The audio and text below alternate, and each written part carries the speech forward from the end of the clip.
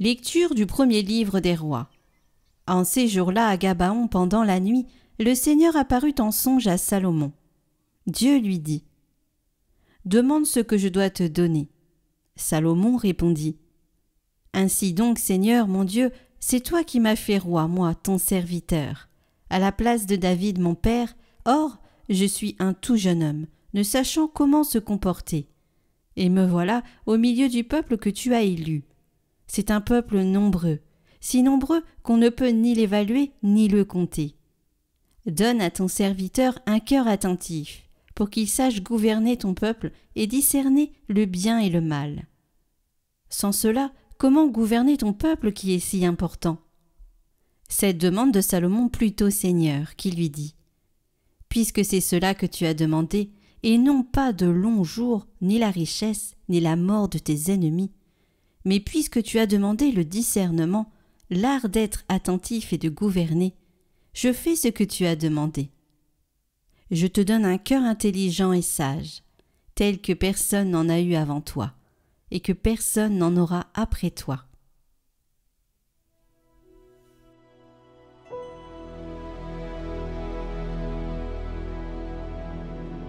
De quel amour j'aime ta loi, Seigneur. Mon partage, Seigneur, je l'ai dit, c'est d'observer tes paroles. Mon bonheur, c'est la loi de ta bouche, plus qu'un monceau d'or ou d'argent. Que j'ai pour consolation ton amour, selon tes promesses à ton serviteur. Que vienne à moi ta tendresse, et je vivrai. Ta loi fait mon plaisir. Aussi j'aime tes volontés, plus que l'or le plus précieux. Je me règle sur chacun de tes préceptes. Je hais tout chemin de mensonge. Quelle merveille tes exigences! Aussi mon âme les garde. Déchiffrer ta parole illumine, et les simples comprennent. De quel amour j'aime ta loi, Seigneur!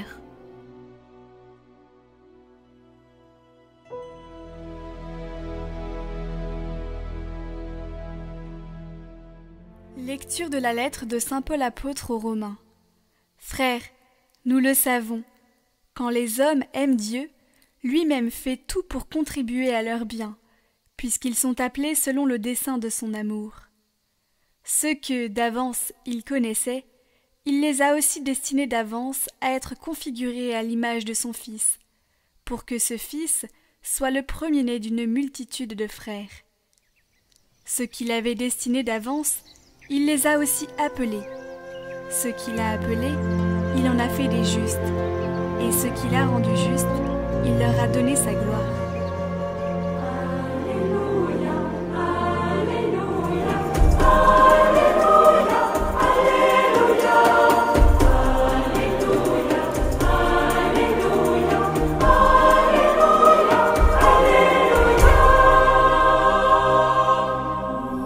Tu es béni, Père, Seigneur du ciel et de la terre. Tu as révélé aux tout petits les mystères du royaume. Alléluia, Alléluia, Alléluia, Alléluia, Alléluia, Alléluia, Alléluia. Évangile de Jésus-Christ selon saint Matthieu. En ce temps-là, Jésus disait à la foule ces paraboles. Le royaume des cieux est comparable à un trésor caché dans un champ. L'homme qui l'a découvert le cache de nouveau. Dans sa joie, il va vendre tout ce qu'il possède, et il achète ce champ. Ou encore, le royaume des cieux est comparable à un négociant qui cherche des perles fines. Ayant trouvé une perle de grande valeur, il va vendre tout ce qu'il possède, et il achète la perle. Le royaume des cieux est encore comparable à un filet que l'on jette dans la mer, et qui ramène toutes sortes de poissons. Quand il est plein, on le tire sur le rivage, on s'assied, on ramasse dans des paniers ce qui est bon, et on rejette ce qui ne vaut rien. Ainsi en sera-t-il pour la fin du monde. Les anges sortiront pour séparer les méchants du milieu des justes, et les jetteront dans la fournaise. Là, il y aura des pleurs et des grincements de dents.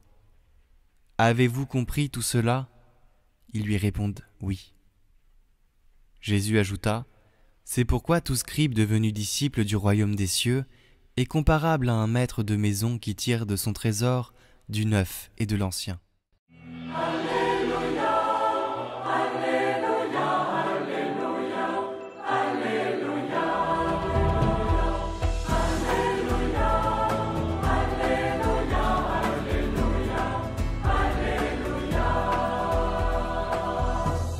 Chers frères et sœurs, quand on parle de Salomon, tout le monde pense tout de suite à sa sagesse.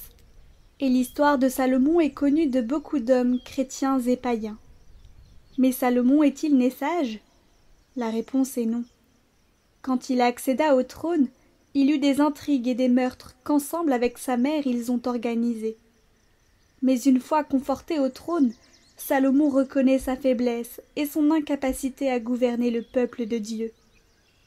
Et c'est en ce moment précis qu'il eut le réflexe de s'abandonner complètement au Dieu de ses pères, qui lui donne non seulement la sagesse, mais le comble de tous les biens pour son épanouissement. La sagesse que Dieu donne est bien différente de celle des hommes. Salomon a usé de la ruse et de la violence sur le trône de son père, mais la sagesse de Dieu lui fut accordée grâce à sa grande humilité et à son esprit de pauvreté. Il urge donc de chercher d'abord le royaume de Dieu, et le reste nous sera donné. Mais quand le reste nous sera donné, il faudra l'entretenir et rester collés à Dieu qui est la sagesse même. Oui, chers frères et sœurs, l'entretenir est très important. Quand nous voyons comment le plus sage des rois a fini, on peut se poser des questions. Salomon, après tout ce que Dieu lui a fait, a sombré dans le péché, en acceptant d'épouser des femmes païennes qui ramènent en Israël l'adoration intense des faux dieux. Restons toujours vigilants. Devenir chrétien, c'est facile, on le devient par le baptême. Mais demeurer chrétien est beaucoup plus difficile. Que Dieu nous en donne la grâce.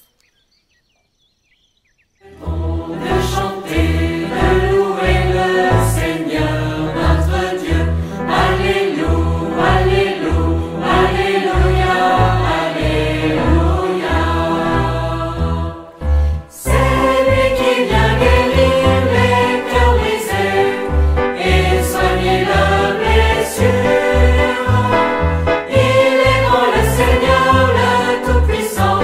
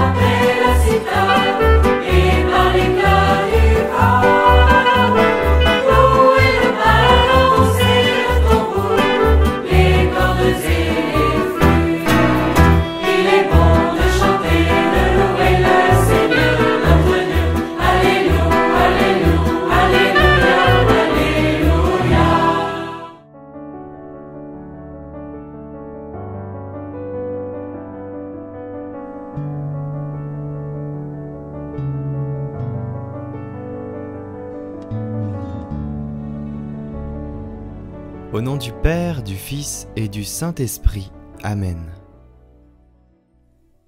4e jour, la prière.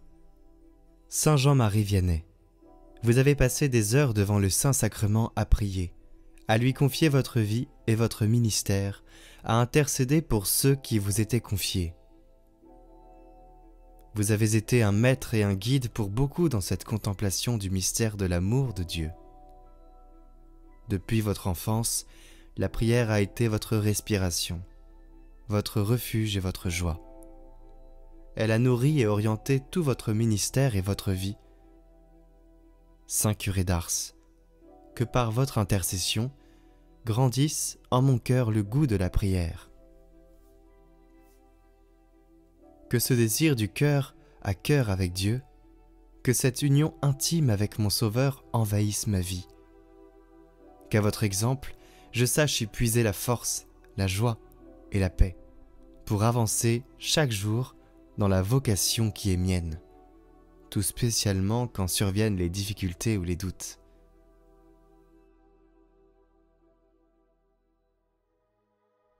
Saint Jean-Marie Vianney, nous nous réunissons aujourd'hui en communion de cœur pour vous demander votre intercession. Dans ce monde qui se déchristianise et où le péché règne, vous qui aviez le don de voir le cœur des personnes, nous vous demandons d'ouvrir les cœurs des responsables de l'Église pour que leur mission porte du fruit et qu'ils ne se perdent pas, permettant de nouvelles et nombreuses vocations afin de répondre aux besoins évangéliques de la mission dans les pays qui manquent de prêtres et où l'obscurantisme s'appesantit. Nous nous engageons à, pour ceux qui le peuvent, nous rendre à l'adoration dans les jours qui viennent pour déposer cette demande devant la présence réelle. Nous nous engageons aussi à communier à cette intention pour ceux qui le peuvent. Nous vous déposons aussi les demandes de chacun priant cette neuvaine. Intercédez pour chacun de nous. Guérissez, consolez et accompagnez. Saint curé d'Ars, nous avons confiance en votre intercession.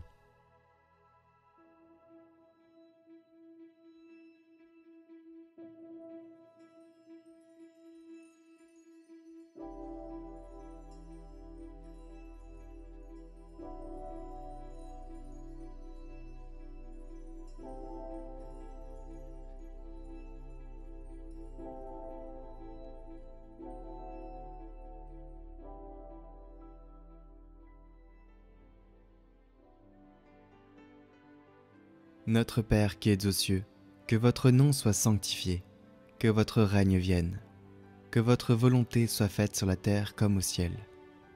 Donnez-nous aujourd'hui notre pain de ce jour. Pardonnez-nous nos offenses, comme nous pardonnons aussi à ceux qui nous ont offensés. Et ne nous laissez pas entrer en tentation, mais délivrez-nous du mal.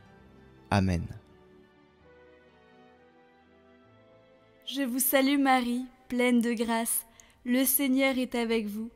Vous êtes bénie entre toutes les femmes, et Jésus, le fruit de vos entrailles, est béni.